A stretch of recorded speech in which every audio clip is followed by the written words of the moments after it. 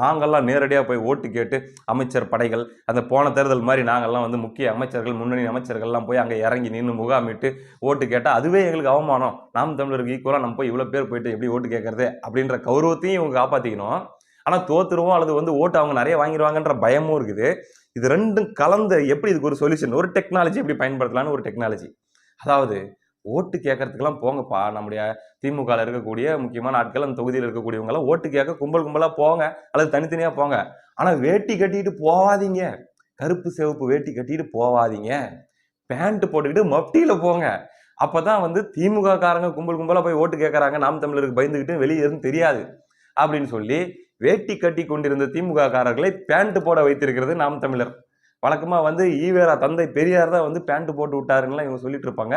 அண்ணன் சீமான் அவர்கள் பாருங்க திமுகவில் இருக்கக்கூடிய புள்ளிகளுக்கெல்லாம் பேண்ட் மாட்டி விட்டுருக்காரு. வரலாற்றில் பொன்னெழுத்துகளில் பதிக்கப்பட வேண்டிய ஒரு செய்தி அப்படின்ற மாதிரி நம்ம எடுத்துக்கலாம்.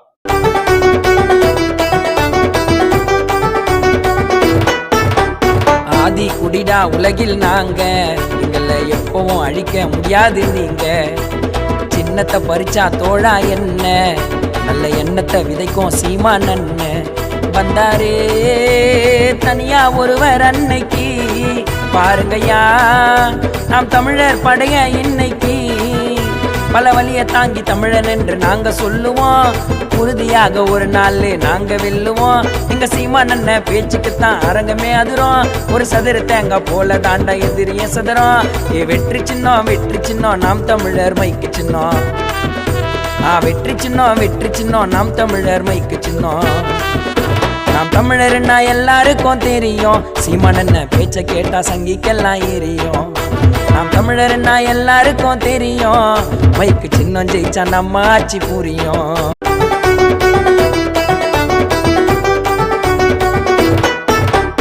ஆதி குடிடா உலகில் நாங்க, எங்களை எப்பவும் அழிக்க முடியாது நீங்க. சின்னத்தை பறிச்சா தோழா என்ன, நல்ல எண்ணத்தை விதைக்கும் சீமான் அண்ணன்.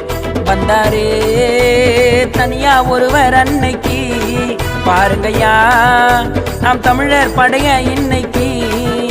பல வழியை தாங்கி தமிழன் என்று நாங்க சொல்லுவோம், உறுதியாக ஒரு நாள் நாங்க வெல்லுவோம். எங்க சீமான் அண்ணன் பேச்சுக்குத்தான் அரங்கமே அதிரும், ஒரு சதுர தேங்க போல தாண்டா எதிரிய சதுரம். வெற்றி சின்னம் வெற்றி சின்னம் நாம் தமிழர் மைக்கு சின்னம். வெற்றி சின்னம் வெற்றி சின்னம் நாம் தமிழர் மைக்கு சின்னம். நாம் தமிழர்னா எல்லாருக்கும் தெரியும், சீமான் அண்ணன் பேச்ச கேட்டா சங்கிக்கெல்லாம் எரியும். நாம் தமிழர்னா எல்லாருக்கும் தெரியும், மைக்கு சின்னம் ஜெயிச்சா நம்ம ஆட்சி புரியும்.